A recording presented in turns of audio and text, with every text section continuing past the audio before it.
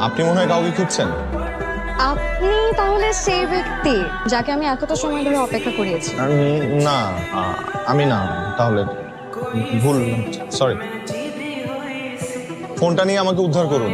ধরুন, একটা জড় বস্তুর জন্য এভাবে ফিরে আসলেন। এটা যে আমার ফোন কিনা নিশ্চিত হবেন না? কোনটা যে আমার আর কোনটা যে আমার না সেটা বুঝতে বুঝতেই তো জীবন পার হয়ে যায়। আমি আপনাকে বলেছিলাম না আপনার জন্য অপেক্ষা করব। আমি এখানে আপনার জন্য অপেক্ষা করছিলাম। পরে একজন ফ্যাকাল্টি মেম্বারের সাথে দেখা হলো, তার রুমে গিয়ে কিছু জরুরি কথা বলছিলাম। আপনি টিচার? আল্লাহ, আমাকে দেখে টিচার মনে হয়? না, আমি ফাইনাল ইয়ারে ফিজিক্স। Thank you.